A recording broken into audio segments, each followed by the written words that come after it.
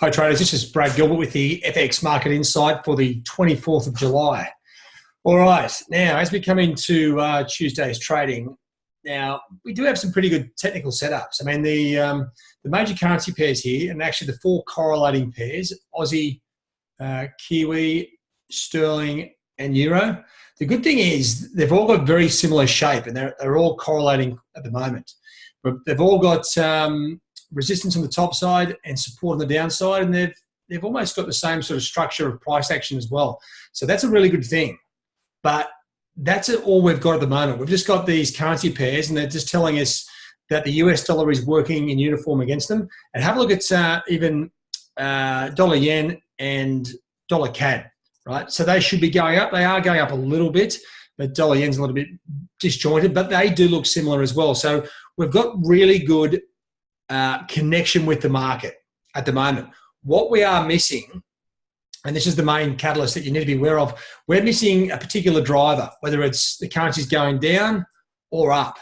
Okay, so at the moment, don't get misled into thinking, you know, we've got an awesome market to work with. Well, we've got really good technical setup, but we are missing the key ingredient. And this is coming from the last weekend. That's all this Trump stuff and everything else. We've had no data to clear the air. There's geopolitical issues sort of simmering. If I just quickly go over that for the moment, you'll see that, you know, the news services are looking rather fatigued.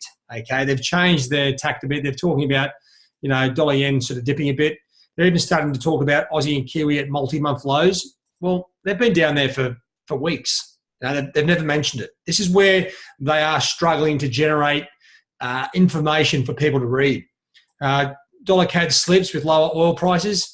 Yeah, it's up about 20 points. Okay, so as you can see, when you look at the news on certain days, you can see where they've just put fill in to fill their spaces, right? It doesn't really make any sense. And when you come back to look at the majors, this is why, because the majors are sitting there.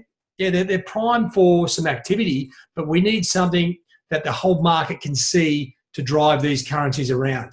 And what I'm talking about is some sort of key economic numbers, right? As we've got the trend lines.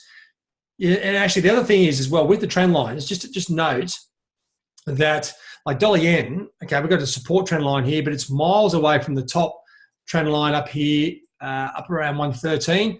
And we've also got the cloud here as well. So trading is actually pretty muted because the currencies are sitting, if anything, mid-range, and none of the bankers, I can tell you, the bankers will not get involved in mid-range trading just for the sake of it. Okay, and that's with all the majors. So we are looking for these key drivers to really give us a look into what is going on in the market. Now, if I come back to the MyFX Trading Hub, okay, you'll see here, oops, I'll just get it across. When we come down to look at the next major activity, well, you know what, there's not a hell of a lot out at the start of this week. So it's like one of these weeks. We've got 23 hours to the next major high-impacting event. That's the Aussie CPI figures. Okay, geopolitical issues clearing. Yeah, it's all pretty good. But as you can see here, the upcoming events are not really that forthcoming. And if we go in to look at the big calendar, we do have some opportunities here around the euro. So just have a look. If you've got some time during that European session, at the start of the European session, we have some PMI data coming out, which could give the euro a bit of a kick one way or the other. Now, I still like the downside, but the direction may come. A short-term move may come from these numbers. And then as you come down through the US session, North American session, you can see there's hardly any activity there. If anything, the manufacturing PMI may be something to look at, but it's a pretty open day. And with that, traders will just sit back and let the market just trade mid-range and do nothing at all. All right, that's why the markets aren't doing much, because we haven't had any of these major fundamental drivers. All right, so when you get your charts, you have a look through, you check out what's going on, then make sure you come across, check out what's happening on the news front. Okay, that gives you a bit of backbone as to what is or isn't happening in the market. Then when you come back to look at the major pairs again, you look at what's happening on the two big issues at the moment, the two big pairs that are moving things around. We've got the dollar index here. We've just pushed down through that support trend line. So we've got a new level on the downside here coming in around 94.27 now. And you can see dollar China, the offshore dollar yuan, it's still sort of hanging up here. right? If anything, it's still showing a little bit of weakness. Now, that will piss off Donald Trump, but he can't do much about that. So the dollar, yeah, has dipped. We missed a lot of data. We had Trump sort of slamming the Fed and the level of the US dollar. It's starting to come back. Now, the US dollar fundamentals are still strong. This thing will be higher. It's just a matter of when, all right? And what we're trying to do is line up the economic numbers to work in with this. So that's what I'm saying. Weak euro numbers leads to a higher US dollar, and that goes in with the overall fundamental analysis of the US dollar.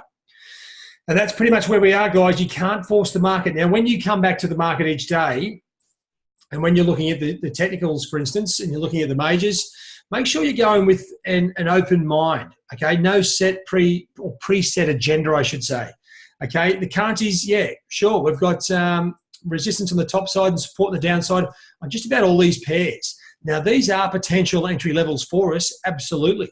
But what we're looking for is, yeah, is it going up or down? And at the moment, we don't have that. So sit back and wait. Wait for the opportunities. The Aussie CPI may give it to us tomorrow. The Eurozone data today, the PMI data, it's well worth having a look at the Euro and the Euro crosses. That's where the activity will be coming into that European session. North American session, well, all these majors will be active, but it's not significant data. So with that, it's probably a nice time to sort of sit back, take a dog for a walk, have a round of golf, go surfing, what do you do outside of trading, do it. Okay, because the only thing that's going to happen tomorrow is potentially Trump says something stupid, and that's pretty much it. Keep an eye on oil. It is still retreating. There's a massive sort of gap here on the Monday. Now, don't expect that to be filled anytime soon, but what you would see, if that does continue to weaken, we could see dollar CAD to the top side, and that's probably one tangible trading opportunity we can see at the moment outside of no other data releases. All right, guys, so that's pretty much it for me. Not a lot to look at.